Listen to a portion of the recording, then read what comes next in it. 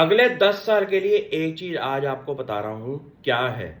हमारा percentage in stock market FII का जो कंट्रीब्यूशन है वो था पहले मेजॉरिटी की तरफ। लेकिन पिछले 2-4 साल से क्या हुआ है कि डोमेस्टिक बाइंग की वजह से अब एफआईआई और डीआईआई लेवल प्लेइंग फील्ड पे आ चुके हैं।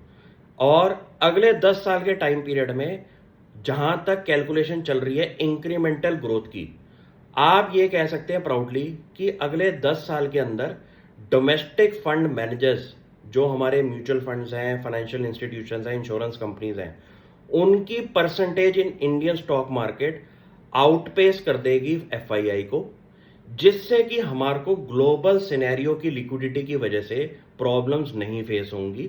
हमारी अपनी डोमेस्टिक इकोनॉमी का पैसा मार्केट में लगेगा ज़्यादा, जिसकी वजह से कंसिडरेबल वॉलेटिलिटी जो हो रही थी वो होना बंद हो जाएगी।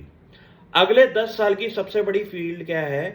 फाइनेंशियल सर्विसेज फील्ड, जहां पे बहुत बड़ा बड़ा पैसा मार्केट में जाएगा इंश्योरेंस कंपनीज के पास, म्यूचुअल फंड्स के पास, एसआईपीज जो इतनी बड़ी बड़ी हो रही है।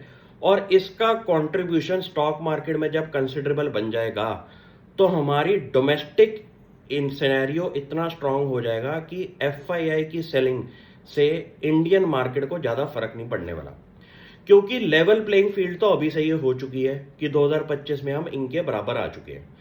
अगले 5-10 साल के टाइम पीरियड में ये नंबर डोमेस्टिक हैवी होने वाला है और इसके अंदर की कंट्रीब्यूशन हमारा डीआईआई का रहने वाला है। डीआईआई की स्ट्रेंथ क्या है कि यहाँ पे एक तो मिडिल क्लास का पैसा आ रहा है, जो लोग सैलरीड क्लास है, एजुकेटेड क्लास है, ये लोग फाइनेंशियल सेविंग्स की तरफ जा रहे हैं।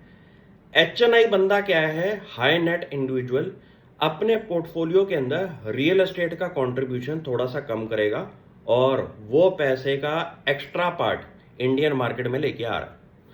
तो अगले 10 साल की थीम फाइनेंशियल सेविंग्स को लेके अगर मैं आपको बता दूं तो आप ये समझ सकते हो कि डीआईआई का कंट्रीब्यूशन बहुत बड़ा होने वाला है।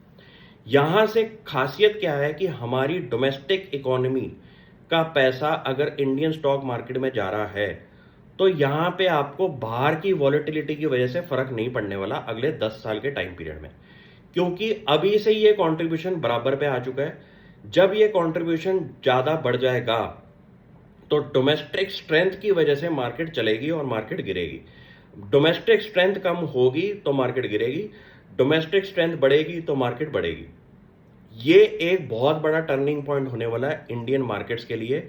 और सबसे बड़ी बात इसमें क्या है कि आने 10 साल के बाद आपको ये देखना है कि एक कंपनी के पीछे 2 टाइप के बड़े इन्वेस्टर घुस रहे हैं, एफआईआई और डीआईआई। तो ये कंपनियां तो बढ़ने नहीं वाली, इनके शेयर प्राइस का जो वॉल्यूम है, जो नंबर ऑफ शेयर्स हैं, वो तो नहीं बढ़ने वाले ना। उसी के पीछे पूरी की पूरी सप्लाई डिमांड का जो केस बनेगा तो अच्छी कंपनियां और आउटग्रो करेंगी, क्योंकि उनके पीछे पीछे की सप्लाई एफआईआई और डीआईआई की आएगी।